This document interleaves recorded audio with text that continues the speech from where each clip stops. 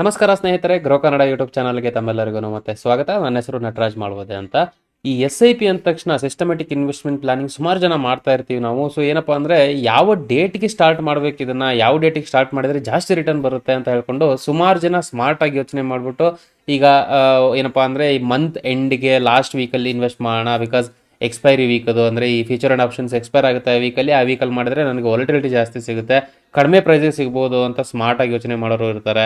ಹಾಗೆ ರ್ಯಾಂಡಮ್ ಆಗಿ ಏನಪ್ಪ ಅಂದರೆ ಬರ್ತ್ ಡೇಟ್ಗೆ, ಅಂದರೆ ಯಾವ ದಿನಕ್ಕೆ ಅವ್ರು ಹುಟ್ಟಿರ್ತಾರೋ ಆ ದಿನದ ಆ ಡೇಟ್ಗೆ SIP ಮಾಡೋಣ ಅಂತ, ಇಲ್ಲ ಮ್ಯಾರೇಜ್ ಆ್ಯನಿವರ್ಸರಿಗೆ ಅಥವಾ ಲಕ್ಕಿ ನಂಬರು, ರ್ಯಾಂಡಮ್ ನಂಬರು, ಈ ಥರ ಏನೋ ಒಂದು ಬೇಸಿಸಲ್ಲಿ ಅವರು ಇನ್ವೆಸ್ಟಿಂಗ್ ಪ್ಲಾನ್ ಮಾಡ್ಕೊಳ್ತಾರೆ SIP ಮಾಡ್ಬೇಕಾರೆ.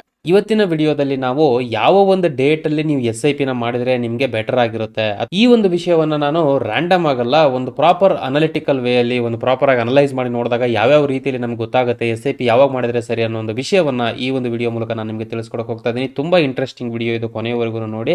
ಹಾಗೆ ಇಂಪಾರ್ಟೆಂಟ್ ಏನಪ್ಪ ಅಂದ್ರೆ, ನೀವು ಮೊದಲನೇ ಬಾರಿಗೆ ನಮ್ಮ ವಿಡಿಯೋಸ್ಗಳನ್ನ ನೋಡ್ತಾ ಇದ್ರೆ ಚಾನಲ್ನ ಸಬ್ಸ್ಕ್ರೈಬ್ ಮಾಡೋದನ್ನ ಮರೆಯಕ್ಕೆ ಹೋಗಬೇಡಿ. ಹಾಗೆ ಬೆಲ್ ಐಕಾನ್ ಕೂಡ ಕ್ಲಿಕ್ ಮಾಡಿ, ನಮ್ಮ ಕಡೆಯಿಂದ ನಿಮಗೆ ರೆಗ್ಯುಲರ್ ಅಪ್ಡೇಟ್ಸ್ ವಿತ್ ಪ್ರಿಯಾರಿಟಿ ಸಿಗಬೇಕು ಅಂದ್ರೆ. ಸೊ ಈ ಒಂದು ಎಕ್ಸಾಂಪಲ್, ಈ ಒಂದು ಉದಾಹರಣೆನ ನೋಡ್ಲಿಕ್ಕೆ ರ್ಯಾಂಡಮ್ ಆಗಿ ಕೆಲವೊಂದಿಷ್ಟು ಡೇಟ್ಸ್ಗಳನ್ನ ನಾವು ತಗೊಳ್ತೀವಿ. ಮೊದಲನೇ ಡೇಟ್ 1ನೇ ತಾರೀಕು, 8ನೇ ತಾರೀಕು, 15ನೇ ತಾರೀಕು, ಹಾಗೆ 22 ಹಾಗೆ 29ನೇ ತಾರೀಕುಗಳನ್ನ ನಾವು ತಗೊಂಡು ಈ ಒಂದು ಡೇಟ್ ಅಲ್ಲಿ ನಾವು ಇನ್ವೆಸ್ಟ್ ಮಾಡಿದ್ರೆ, SIP ಮಾಡಿದ್ರೆ ಯಾವ್ಯಾವ ರೀತಿಯಲ್ಲಿ ಪರ್ಫಾರ್ಮ್ ಆಗಿದೆ ಅನ್ನೋ ಒಂದು ಎಕ್ಸಾಂಪಲ್ ನ ಇವಾಗ ನೋಡಕ್ ಹೋಗ್ತಾ ಇದೀವಿ. ಈ ಒಂದು ಎಕ್ಸಾಂಪಲ್ ಗೆ ನಾವು ನಿಫ್ಟಿ TRI ಇಂಡೆಕ್ಸ್ ಅನ್ನ ಯೂಸ್ ಮಾಡ್ಕೊಳ್ತಾ ಇದೀವಿ, ಟೋಟಲ್ ರಿಟರ್ನ್ ಇಂಡೆಕ್ಸ್ ಇದು. ಇದರಲ್ಲಿ 10,000 ರೂಪಾಯಿಗಳನ್ನ every month on month invest ಮಾಡ್ಕೊಂಡು ಬಂದಿದ್ರೆ ನಾವು ಯಾವ ರೀತಿ ಇರುತ್ತೆ, ಡಿಫ್ರೆಂಟ್ ಎಕ್ಸಾಂಪಲ್ಸ್ ನೋಡೋಣ ಈ ಒಂದು ವೇರಿಯಸ್ ಡೇಟ್ಸ್ ಗಳಿಗೆ. ಈ ಒಂದು ನಿಫ್ಟಿ TRI ಇಂಡೆಕ್ಸ್ ಅಲ್ಲಿ ನಾವು ಜನವರಿ 2009 ರಿಂದ 2011 ಡಿಸೆಂಬರ್ ವರ್ಗು ಇನ್ವೆಸ್ಟ್ ಮಾಡಿ ನೋಡೋಣ. 3 ವರ್ಷದ ಒಂದು ಎಕ್ಸಾಂಪಲ್ ಇದು. ಇದ್ರ ಪ್ರಕಾರ ನೀವು ಗಮನಿಸೋದಾದ್ರೆ ಸ್ಕ್ರೀನ್ ಮೇಲೆ ನೋಡ್ತಾ ಇರಬಹುದು ನೀವು. ಸೊ ಇಲ್ಲಿ ನಮಗೆ ಕ್ಲಿಯರ್ ಆಗಿ ಗೊತ್ತಾಗುತ್ತೆ SIP ಸ್ಟಾರ್ಟಿಂಗ್ ಡೇಟ್ ಬಂದು 1/1/2009 ಪ್ರಕಾರ ಮಾಡಿ ನೋಡೋದಾದ್ರೆ, ಅಂದ್ರೆ 1ನೇ ತಾರೀಕಿಗೆ ಅಂತ ಮಾಡಿ ನೋಡೋದಾದ್ರೆ, every month on month invest ಮಾಡ್ಕೊಂಡು ಹೋಗಿದೀವಿ 3 ವರ್ಷಕ್ಕೆ ಅಂತ ನೋಡೋದಾದ್ರೆ ನೀವು ಗಮನಿಸ್ತಾ ಇರಬಹುದು SIP ಇನ್ವೆಸ್ಟ್ಮೆಂಟ್ ಕಾಸ್ಟ್ ಏನಿದೆಯೋ 3,60,000 ಇರುತ್ತೆ. ಬಿಕಾಸ್ ಎವ್ರಿ ಮಂತ್ ನಾವು 10,000 ಕಟ್ಕೊಂಡು ಹೋಗ್ತಾ ಇರ್ತೀವಿ. ಅದೇ SIP value at the end 3 ವರ್ಷ ಆದ್ಮೇಲೆ ಅಂತ ನೋಡೋದಾದ್ರೆ ನೀವು ಗಮನಿಸ್ತಾ ಇರಬಹುದು, 1ನೇ ತಾರೀಕಿಗೆ ಹೂಡಿಕೆ ಮಾಡಿದ್ರೆ ನಾವು 4% ರಿಟರ್ನ್ ಬಂದಿದೆ in terms of the CAGR compounded return ಇದು. 8ನೇ ತಾರೀಕಿಗೆ ಯಾರು SIP ಮಾಡ್ಕೊಂಡು ಹೋಗಿದ್ದಾರೆ ಅವರಿಗೆ 4.29% ರಿಟರ್ನ್, 15ನೇ ತಾರೀಕಿಗೆ ಇನ್ವೆಸ್ಟ್ ಮಾಡಿರೋರಿಗೆ 1.24, 22ಗೆ ಇನ್ವೆಸ್ಟ್ ಮಾಡಿರೋರಿಗೆ 0.94 ರಿಟರ್ನ್ಸ್, ಹಾಗೆ 29ನೇ ತಾರೀಕು ರಿಟರ್ನ್ ಯಾರು ಹೂಡಿಕೆ ಮಾಡಿರ್ತಾರೋ ಮೈನಸ್ ಅಲ್ಲಿ ಇರುತ್ತೆ ರಿಟರ್ನ್, -0.89% ರಿಟರ್ನ್ 3 ವರ್ಷದಲ್ಲಿ ದೊರಕಿರುತ್ತೆ. ಅಂದ್ರೆ ಓವರ್ ಆಲ್ ಕೇಗರ್ ರೇಂಜ್ ಅಥವಾ ಈ ಒಂದು CAGR ರೇಂಜ್ ಏನಿದೆಯೋ -0.89 ಇಂದ 4.29% ವರೆಗೂ ಇರತಕ್ಕಂಥದ್ದಾಗಿರುತ್ತೆ. ಇದನ್ನ ನಾವು ಬೇಸಿಸ್ ಪಾಯಿಂಟ್ ಅಲ್ಲಿ ಹೇಳ್ಬೇಕಪ್ಪ ಅಂದ್ರೆ 518 ಆಗಿರುತ್ತೆ. ಸೊ ವೇಟ್ ಒಂದ್ ನಿಮಿಷ, ಏನಪ್ಪಾ ಅಂದ್ರೆ ಇಲ್ಲಿ ನೀವು ಕನ್ಕ್ಲೂಡ್ ಮಾಡೋದಂತ ಅವಶ್ಯಕತೆ ಇಲ್ಲ. ಫಸ್ಟ್ ಡೇಟ್ಗೆ ಇನ್ವೆಸ್ಟ್ ಮಾಡಿದ್ರೆ ಬೆಸ್ಟ್ ಆಗಿರುತ್ತೆ SIP ಅಂತ ಹೇಳ್ಕೊಂಡು ಇದನ್ನ ಮತ್ತೆ ನೆಕ್ಸ್ಟ್ ಲೆವೆಲ್ ತಗೊಂಡು ಹೋಗೋಣ. ಏನಪ್ಪಾ ಅಂದ್ರೆ ಜನವರಿ 2009 ರಿಂದ 2014 ಡಿಸೆಂಬರ್ ವರೆಗೂ ಮಾಡಿ ನೋಡಿದಾಗ ಈ ಒಂದು ಎಕ್ಸಾಂಪಲ್, ಅಂದ್ರೆ 6 ವರ್ಷಕ್ಕೆ ನಾವು ಚೆಕ್ ಮಾಡಿ ನೋಡೋದಾದ್ರೆ ಯಾವ ರೀತಿ ಇರುತ್ತಪ್ಪ ಈ ಒಂದು ಎಕ್ಸಾಂಪಲ್ ಅಂತ ನೋಡೋದಾದ್ರೆ ನೀವು ಸ್ಕ್ರೀನ್ ಮೇಲೆ ಗಮನಿಸ್ತಾ ಇರಬಹುದು.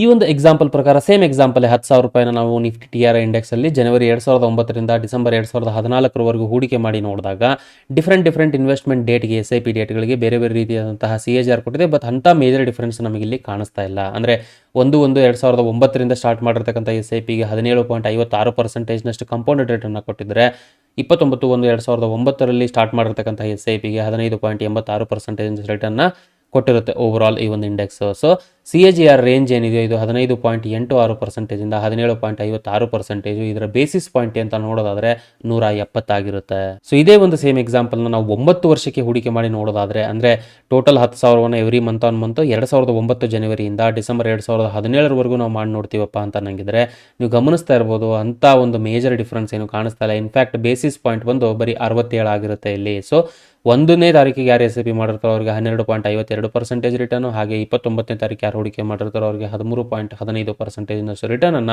ಓವರ್ ಆಲ್ ಇಂಡೆಕ್ಸ್ ತಂದುಕೊಟ್ಟಿರುತ್ತೆ SIP ನ ಎವ್ರಿ ಮಂತ್ ಆನ್ ಮಂತ್ ಮಾಡ್ಕೊಂಡು ಹೋಗಿದ್ರೆ. ಸೊ ಇದನ್ನ ನೆಕ್ಸ್ಟ್ ಲೆವೆಲ್ಗೂ ಮತ್ತೆ ಟ್ರೈ ಮಾಡೋಣ. ಅಂದ್ರೆ 12 ವರ್ಷ 10 ತಿಂಗಳು ಚೆಕ್ ಮಾಡಿ ನೋಡೋಣ. ಇದನ್ನ ಮ್ಯಾಕ್ಸಿಮಮ್ ಡೇಟಾಗೆ 10,000 ಎವ್ರಿ ಮಂತ್ ಆನ್ ಮಂತ್ ಜನವರಿ 2009 ರಿಂದ ಅಕ್ಟೋಬರ್ 2021 ವೆರಿ ರೀಸೆಂಟ್ ಮಂತ್ಗೆ ಅಂತ ನೋಡೋದಾದ್ರೂ ಕೂಡ ಓವರ್ ಆಲ್ ಒಂದನೇ ತಾರೀಕಿಗೆ ಯಾರು SIP ಮಾಡಿದ್ರು ಅವರಿಗೆ 14.68%, ಹಾಗೆ 29ನೇ ತಾರೀಕು ಯಾರು ಹೂಡಿಕೆ ಮಾಡಿರ್ತಾರೋ ಅವರಿಗೆ 14.66%ನಷ್ಟು ರಿಟರ್ನ್ ಅನ್ನ ಓವರ್ ಆಲ್ ಈ ಒಂದು ರಿಟರ್ನ್ ಎಕ್ಸಾಂಪಲ್ 12 ವರ್ಷ 10 ತಿಂಗಳಲ್ಲಿ ಕೊಟ್ಟಿರ್ತಕ್ಕಂಥದ್ದಾಗಿರುತ್ತೆ. ಸೊ ಈ ಒಂದು ಎಕ್ಸಾಂಪಲ್ಸ್ ಮೂಲಕ, ಈ ಒಂದು ಉದಾಹರಣೆಗಳ ಮೂಲಕ ನಮಗೆ ಕ್ಲಿಯರ್ ಆಗಿ ಅರ್ಥ ಆಗ್ತಾ ಇದೆ ಇಲ್ಲಿ ಏನಪ್ಪಾ ಅಂದ್ರೆ ಶಾರ್ಟ್ ಪೀರಿಯಡ್ ಅಲ್ಲಿ ನೀವು ಯಾವಾಗ ಒಂದು SIP ಪ್ಲಾನ್ ಮಾಡ್ಕೊಂಡಿರ್ತೀರೋ 3 ವರ್ಷದಲ್ಲಿ, ಆ ಒಂದು ಸಮಯದಲ್ಲಿ ಬೇಸಿಸ್ ಪಾಯಿಂಟ್ ಜಾಸ್ತಿ ಇರುತ್ತೆ. ಸೊ ಅದರ ಮಟ್ಟಿನಲ್ಲಿ ಏನಪ್ಪಾ ಅಂದ್ರೆ ಇಂಪ್ಯಾಕ್ಟ್ ಏನಿದೆಯೋ, ಯಾವ ಡೇಟಲ್ಲಿ ನೀವು ಹೂಡಿಕೆ ಮಾಡ್ತಾ ಇದ್ರೋ ಅದು ಜಾಸ್ತಿ ಆಗಿರುತ್ತೆ ಅನ್ನೋದು ನಮಗೆ ತಿಳಿದು ಬರುತ್ತೆ. ಅದೇ ಓವರ್ ದ ಲಾಂಗ್ ರನ್ ಅಲ್ಲಿ ನೋಡೋದಾದ್ರೆ ಯಾವುದೇ ತರಹದ ವ್ಯತ್ಯಾಸಗಳು, ಅಂತಹ ಮೇಜರ್ ಡಿಫರೆನ್ಸ್ಗಳು ನಮಗೆ ಯಾವ ಡೇಟಲ್ಲಿ ನೀವು ಸ್ಟಾರ್ಟ್ ಮಾಡಿದ್ರು ಕಂಡು ಬಂದಿಲ್ಲ. ಈ ಒಂದು ರೆಲೆವೆನ್ಸ್ ಏನಿದೆಯೋ ಇದನ್ನ ನಾವು ಬೇಸಿಸ್ ಪಾಯಿಂಟ್ ಅಲ್ಲಿ ಕಂಪೇರ್ ಮಾಡಿ ನೋಡೋದಾದ್ರೆ ನೀವು ಗಮನಿಸ್ತಾ ಇರಬಹುದು, SIP ಟೆನ್ಯೂರ್ ಏನಿದೆಯೋ best worst difference basis point ನಾವು ಇಲ್ಲಿ ಕನ್ಸಿಡರ್ ಮಾಡಿ ನೋಡ್ತಾ ಇದ್ದೀವಿ. 3 ವರ್ಷಕ್ಕೆ 518 ಆಗಿರುತ್ತೆ, ಬೇಸಿಸ್ ಪಾಯಿಂಟ್ ಜಾಸ್ತಿ ಇರುತ್ತೆ ಇದರಲ್ಲಿ. 6 ವರ್ಷ ನೀವು ಹೂಡಿಕೆ ಮಾಡಿದಾಗ ನಿಮಗೆ 170 ಇತ್ತು, 9 ವರ್ಷಕ್ಕೆ ಮಾಡಿದಾಗ 67, ಹಾಗೆ 12 ವರ್ಷ 10 ತಿಂಗಳಿಗೆ ಚೆಕ್ ಮಾಡಿದಾಗ basis point just difference basis point ಒಂದು 60 ಆಗಿರುತ್ತೆ. ಇದ್ರ ಪ್ರಕಾರ ನಮಗೆ ಕ್ಲಿಯರ್ ಆಗಿ ಅರ್ಥ ಆಗುತ್ತೆ, ಲಾಂಗ್ ರನ್ ಅಲ್ಲಿ ನೀವು ಹೂಡಿಕೆ ಮಾಡಿದಾಗ ಯಾವ ಒಂದು ಡೇಟು ಅಂತಹ ಒಂದು ಮೇಜರ್ ಡಿಫರೆನ್ಸ್ ನ ಕ್ರಿಯೇಟ್ ಮಾಡಲ್ಲ. ಶಾರ್ಟರ್ ದ ಪೀರಿಯಡ್ ನೀವು ತುಂಬಾ ಕಡಿಮೆ ಸಮಯಕ್ಕೆ ಹೂಡಿಕೆ ಮಾಡಿದಾಗ ನಿಮಗೆ ಯಾವ ಡೇಟಲ್ಲಿ ನೀವು ಹೂಡಿಕೆ ಮಾಡ್ತೀರಾ ಅನ್ನೋದು ತುಂಬಾ ಒಂದು ವ್ಯತ್ಯಾಸವನ್ನ ತಂದು ಬರುತ್ತೆ ಇನ್ವೆಸ್ಟಿಂಗ್ ಅಲ್ಲಿ. ಯಾವ ಒಂದು ಡೇಟ್ ಕಂಫರ್ಟಬಲ್ ಅನ್ಸುತ್ತೆ ನಿಮಗೆ ಇವಾಗ SIP ಗೆ ಅಂತ ಕೇಳೋದಾದ್ರೆ ನಾವು ಹೇಳೋದಿಷ್ಟೇ ಏನಪ್ಪಾ ಅಂದ್ರೆ SIP ಅನ್ನ ನೀವು ರೆಗ್ಯುಲರ್ ಆಗಿ ಇನ್ವೆಸ್ಟ್ ಮಾಡಬೇಕು ಒಂದು. ಹಾಗೆ ಅದನ್ನ ಲಾಂಗ್ ಟರ್ಮ್ಗೆ ಹೂಡಿಕೆ ಮಾಡಿದಾಗ, ಲಾಂಗ್ ಟರ್ಮ್ ಅಲ್ಲಿ ನೀವು ಇನ್ವೆಸ್ಟ್ ಮಾಡಿದಾಗ ಯಾವ ಒಂದು ಡೇಟಲ್ಲಿ ನೀವು ಸ್ಟಾರ್ಟ್ ಮಾಡಿದ್ರು ಕೂಡ ಅಂತಹ ಮೇಜರ್ ಡಿಫರೆನ್ಸ್ ನಮಗೆ ಇಲ್ಲಿ ಕಂಡು ಬರಲ್ಲ ಅನ್ನೋ ಒಂದು ವಿಷಯ ನಮಗೆ ತಿಳ್ಕೊಂಡು ಬಂದಿದೆ. ಹಾಗಾಗಿ ಏನಪ್ಪಾ ಅಂದ್ರೆ ರೈಟ್ ಕ್ವಶನ್ ಏನು, ಯಾವ ಡೇಟ್ಗೆ ನಾನು SIP ಸ್ಟಾರ್ಟ್ ಮಾಡ್ತೀನಿ ಅನ್ನೋದಲ್ಲ, ಯಾವ ರೀತಿಯಲ್ಲಿ ನಾನು ಇನ್ವೆಸ್ಟ್ ಮಾಡ್ತೀನಿ, ಹಾಗೆ ಎಷ್ಟು ಕನ್ಸಿಸ್ಟೆಂಟ್ ಆಗಿ ನಾನು ಹೂಡಿಕೆಯನ್ನು ಮಾಡ್ಕೊಂಡು ಹೋಗ್ತೀನಿ. ಇನ್ನೊಂದು ಇಂಪಾರ್ಟೆಂಟ್ ಆಗಿ ಏನಪ್ಪಾ ಅಂದ್ರೆ ಒಂದು ಫಾರ್ಮುಲಾನ ನಾನು ನಿಮ್ಗೆ ಎಕ್ಸಾಂಪಲ್ ಕೊಡ್ಲಿಕ್ಕೆ ಇಷ್ಟಪಡ್ತೀನಿ ಅಥವಾ ಹೇಳಲಿಕ್ಕೆ ಇಷ್ಟಪಡ್ತೀನಿ. ಇಲ್ಲಿ ಏನಪ್ಪಾ ಅಂದ್ರೆ ನಾವು ಸುಮಾರು ರೀತಿಯಲ್ಲಿ ಏನಾಗ್ಬಿಡುತ್ತೆ, ನಮ್ಮದು ಇನ್ಕಮ್ ಬಂದು ಆದಮೇಲೆ ಅದರಲ್ಲಿ ಎಕ್ಸ್ಪೆನ್ಸನ್ನು ಕಳೆದು ಅದಾದಮೇಲೆ ನಾನು ಸೇವಿಂಗ್ ಮಾಡ್ಕೋತೀನಿ, ನೋಡ್ಕೊಳ್ಳೋಣ, ಉಳ್ಕೊಂಡ್ರೆ ನೋಡೋಣ, ಇನ್ವೆಸ್ಟ್ ಮಾಡೋಣ ಅನ್ನೋ ಥರ ಒಂದು ಮೈಂಡ್ ಸೆಟ್ ನಮಗಿರುತ್ತೆ. ಬಟ್ ನಮ್ಮ ರೈಟ್ ಇನ್ವೆಸ್ಟ್ಮೆಂಟ್ ಫಾರ್ಮುಲಾ ಏನಪ್ಪ ಅಂತ ಅಂದರೆ, ಇನ್ಕಮ್ ಬಂದ ತಕ್ಷಣ ಅದರಲ್ಲಿ ಮೊದಲನೇದಾಗಿ ಸೇವಿಂಗ್ಸ್ ಅಷ್ಟು ನಾವು ಸೇವ್ ಮಾಡ್ತೀವಿ, ನಮ್ಮ ಫ್ಯೂಚರ್ಗೆ ಎಷ್ಟು ಒಂದು ಹಣ ಬೇಕು ಅನ್ನೋದನ್ನು ಸೇವ್ ಮಾಡಿ ಅದಾದಮೇಲೆ ಎಕ್ಸ್ಪೆನ್ಸನ್ನು ಕ್ಯಾಲ್ಕುಲೇಟ್ ಮಾಡ್ಕೊಳ್ಳೋದು ರೈಟ್ ಫಾರ್ಮುಲಾ ಆಗುತ್ತೆ. ನೀವು ಫಿನಾನ್ಷಿಯಲಿ ಒಂದು ಒಳ್ಳೆಯ ಒಂದು ಭವಿಷ್ಯವನ್ನು ನಿಮಗೆ ಕ್ರಿಯೇಟ್ ಮಾಡ್ಕೋಬೇಕು ಅಂದ್ಕೊಂಡಿದ್ದೀರಾ ಅಂದರೆ. ಹಾಗೆ ಏನಪ್ಪ ಅಂದರೆ ಇನ್ನೊಂದು ಫಸ್ಟ್ ವೀಕಲ್ಲೇ ಇನ್ವೆಸ್ಟ್ಮೆಂಟ್ ಮಾಡ್ಬಿಡೋದು ಉತ್ತಮ. ಯಾಕಂದರೆ ನಮಗೆ ಆ ಒಂದು ಸಮಯದಲ್ಲಿ ಸ್ಯಾಲ್ರೀಸ್ ಆಗಿರಲಿ ಅಥವಾ ಯಾವುದೇ ಒಂದು ಇನ್ಕಮ್ ಅಂತಂದ್ರೂ ಮೊದಲನೇ ವೀಕಲ್ಲೇ ಬರ್ತಕ್ಕಂಥದ್ದಾಗಿರುತ್ತೆ. ಮೊದಲನೇ ವಾರದಲ್ಲಿ SIPಯನ್ನು ಪ್ಲಾನ್ ಮಾಡಿಕೊಂಡು ಹೂಡಿಕೆ ಮಾಡ್ತಕ್ಕಂಥದ್ದು ಒಂದು ಸೂಕ್ತವಾದಂತಹ ವಿಚಾರವಾಗಿರುತ್ತೆ. ಹಾಗಾಗಿ ಏನಪ್ಪಾ ಅಂದ್ರೆ ಓವರ್ ಆಲ್ ಒಂದು ಬ್ರಾಡರ್ ಪಿಕ್ಚರ್ ಅಂತ ನೋಡೋದಾದ್ರೆ ಈ ಒಂದು ಎಕ್ಸಾಂಪಲ್ದು ರೆಗ್ಯುಲರ್ ಇನ್ವೆಸ್ಟ್ಮೆಂಟ್ ಹಾಗೆ ಲಾಂಗ್ ಟರ್ಮ್ ಇನ್ವೆಸ್ಟ್ಮೆಂಟ್ ಇದು ಎರಡು ತುಂಬಾ ಒಂದು ಕೀ ಪಾಯಿಂಟ್ ಆಗಿರುತ್ತೆ ಇಲ್ಲಿ ನಮ್ಮ ಒಂದು ಲಾಂಗ್ ಟರ್ಮ್ ವೆಲ್ತ್ ಜನರೇಷನ್ಗೆ ಅಂತ ನೋಡೋದಾದ್ರೆ. ವಿಡಿಯೋನ ಮುಗಿಸ್ತಕ್ಕಂತಹ ಸಮಯ ಬಂತು. ನಾನು ಇಲ್ಲಿವರೆಗೂ ಕೊಟ್ಟಿರ್ತಕ್ಕಂಥ ಮಾಹಿತಿ ನಿಮಗೆ ಇಷ್ಟ ಆಗಿದೆ ಅಂತ ಭಾವಿಸ್ತೀನಿ. ಇಷ್ಟ ಆದಲ್ಲಿ ವಿಡಿಯೋನ ಲೈಕ್ ಮಾಡೋದನ್ನ ಮರೆಯಕ್ಕೆ ಹೋಗ್ಬಿಡಿ. ಹಾಗೆ ವಿಡಿಯೋನ ನಿಮ್ಮ ಫ್ರೆಂಡ್ಸ್ ಅಂಡ್ ಫ್ಯಾಮಿಲಿ ಯಾರಿಗೆ ಇದ್ರ ಬಗ್ಗೆ ಆಸಕ್ತಿ ಇದೆ ಅಂತವರಿಗೆ ಶೇರ್ ಮಾಡಿ. ಇನ್ನೊಂದೇನಪ್ಪ ಅಂದ್ರೆ ರೀಸೆಂಟ್ ಆಗಿ ನಾವು ಟೆಲಿಗ್ರಾಮ್ ಚಾನಲ್ನ ಓಪನ್ ಮಾಡಿರ್ತೀವಿ ಗ್ರೋ ಕಡೆಯಿಂದ. ಸೊ ಈ ಒಂದು ಸ್ಟಾಕ್ ಮಾರ್ಕೆಟ್ ಫಿನಾನ್ಸ್ ಅಪ್ಡೇಟ್ಸ್ನ ಇಮಿಡಿಯೇಟ್ ಆಗಿ ನಿಮಗೆ ಟೆಲಿಗ್ರಾಮಲ್ಲಿ ಒಂದು ಟೆಕ್ಸ್ಟ್ ಫಾರ್ಮೆಟಲ್ಲಿ ತಲುಪಿಸಬೇಕು ಅನ್ನೋ ಉದ್ದೇಶ ಇಟ್ಕೊಂಡು ಅದರಲ್ಲಿ ನೀವೇನಾದರೂ ಸಬ್ಸ್ಕ್ರೈಬ್ ಆಗಿಲ್ಲ ಅಂತಂದರೆ ಲಿಂಕನ್ನು ನಾನು ಡಿಸ್ಕ್ರಿಪ್ಷನಲ್ಲಿ ಕೊಟ್ಟಿರ್ತೀನಿ, ಅದನ್ನು ಯೂಸ್ ಮಾಡ್ಕೊಂಡು ನೀವು ಟೆಲಿಗ್ರಾಮ್ ಚಾನಲ್ನ ಸಬ್ಸ್ಕ್ರೈಬ್ ಆಗ್ಬೋದು. ಇದೇ ರೀತಿಯಾದಂತಹ ಇಂಟ್ರೆಸ್ಟಿಂಗ್ ಅಪ್ಡೇಟ್ಸ್ಗಳು ಸ್ಟಾಕ್ ಮಾರ್ಕೆಟ್ ಫಿನಾನ್ಸ್ ಬಗ್ಗೆ ನಿಮಗೆ ಮತ್ತೆ ದೊರಿಬೇಕಪ್ಪ ಅಂತ ಅಂದರೆ ಚಾನಲ್ ಸಬ್ಸ್ಕ್ರೈಬ್ ಮಾಡೋದನ್ನ ಮರೆಯೋಕೆ ಹೋಗ್ಬಿಡಿ. ಹಾಗೆ ಬೆಲ್ ಐಕಾನ್ ಕೂಡ ಕ್ಲಿಕ್ ಮಾಡಿ ನಮ್ಮ ಕಡೆಯಿಂದ ನಿಮಗೆ ರೆಗ್ಯುಲರ್ ಅಪ್ಡೇಟ್ಸ್ ವಿತ್ ಪ್ರಿಯಾರಿಟಿ ಸಿಗಬೇಕು ಅಂದರೆ. ನಾನು ಇಲ್ಲಿವರೆಗೂ ಕೊಟ್ಟಿರ್ತಕ್ಕಂಥ ಮಾಹಿತಿ ಎಜುಕೇಷನಲ್ ಪರ್ಪಸ್ಗೆ ಮಾತ್ರ, ಯಾವುದೇ ರೀತಿಯ ಬೈಸೆಲ್ ರೆಕಮೆಂಡೇಶನ್ಸ್ ಅಲ್ಲ.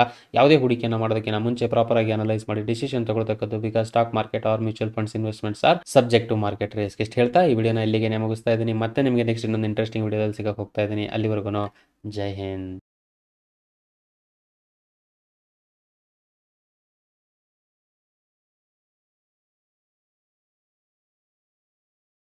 Investment in securities market are subject to market risks. Read all the related documents carefully before investing. Please read the risk disclosure documents carefully before investing in equity shares, derivatives, mutual fund, and or other instruments traded on the stock exchanges.